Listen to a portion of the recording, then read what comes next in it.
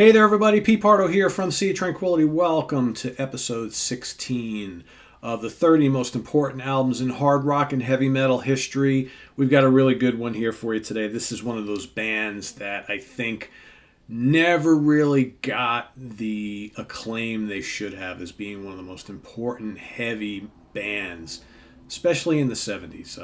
They were, in my opinion, just as heavy as some of the other bands we talk about quite a bit, like Sabbath, like Purple, like Zeppelin, like Heap, right? This one here released June 1973 for the MCA label, produced by the band themselves with some Roger Dean cover art. I'm talking about Never Turn Your Back on a Friend from Budgie. Of course, the great band from Wales, one of the true heavy hitters of this era. Heavy as Sabbath at times, man. I mean, it's just incredible how just beefy their sound was. I mean, the masterful heavy riffs. Lots of variety on their albums, though, right? They had some like more tranquil songs. Usually, every album you had like maybe half or a little bit more big, huge brontosaurus riff masters, right? And then you had a couple more tranquil pieces, maybe a psychedelic tune, maybe a little bluesy piece, right? Maybe one that's like a little on the proggy side. This album kind of gives you a little bit of everything. And again, one of those bands that really influenced so many of the new wave of British heavy metal acts who were to come just, 6, 7, 8 years later. In fact, Metallica were huge fans of Budgie and even covered some of their songs, most notably Bread Fan on this album. So here you've got, and the lineup here is Burke Shelley on bass and lead vocals. Of course, Burke, the bass player, with the glasses, the long black hair, kind of always looked a little bit like Geddy Lee, had the high-pitched voice like Geddy Lee, right? You got Tony Borgia, never knew how Tony said his name. The masterful guitar player, who was another guy who was, like Tony Iommi, a master of heavy riffs. And then Ray Phillips on drums. So a really cool power trio. Things start off with Bread Fan, which, again, Metallica made kind of famous a decade later. Great early thrashy. I mean, some of their stuff is pretty fast and chugga, kind of like the thrash bands would do, like I said, about a decade later. Bread Fan is just a killer song. Then you got their take on Baby Please Don't Go. All right, the big Joe Williams classic. They turned that old blues tune into a good, like, hard rock romp.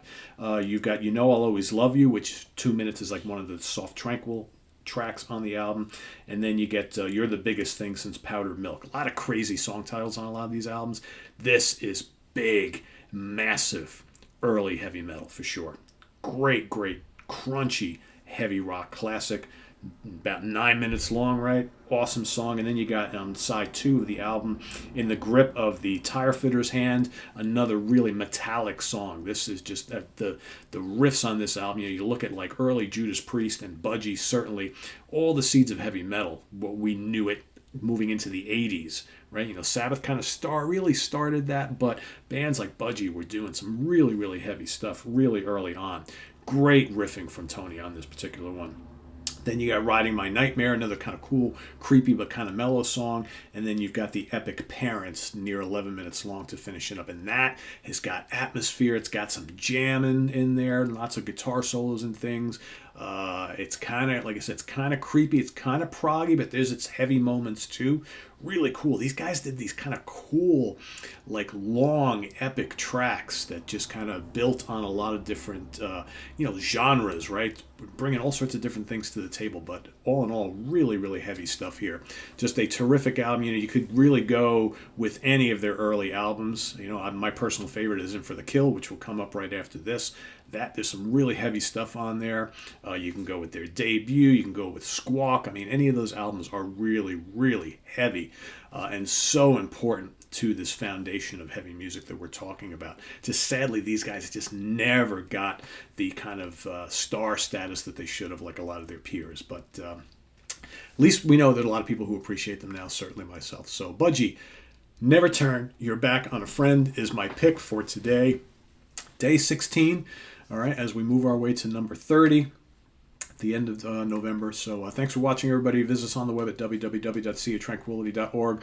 We're on Facebook, we're on Twitter, of course, we're here on YouTube all the damn time. Coming up in the prog seat tonight, we're going to be looking at our 5 favorite prog metal fusion albums between the years of 2010 and 2020. So we're looking at some recent stuff. So stay tuned for that. We got new album reviews tomorrow on Wednesday.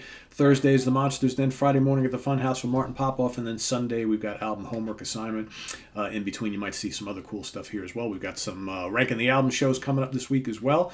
So you don't want to miss that. We've got Vandenplas. We've got Wobbler. Some good stuff happening. So lots to do here on the channel. Make sure you subscribe if you haven't already and click on that notification bell. We've also got the link to our Ko-Fi page if you want to make a channel donation, as well as the link to seaoftranquility.org. Our merch page, our webzine, which is celebrating 20 years, as well as the link to our merch page. In fact, you'll see a little icon at the end of the video here. We are having a sale on the merch site this month, so go over, check it out, see what you got. Lots of cool things that are available for all you folks who want to get dressed up in a little Sea of Tranquility stuff. So thanks for watching. I am Pete Pardo. See you all tomorrow. Take care. Bye-bye.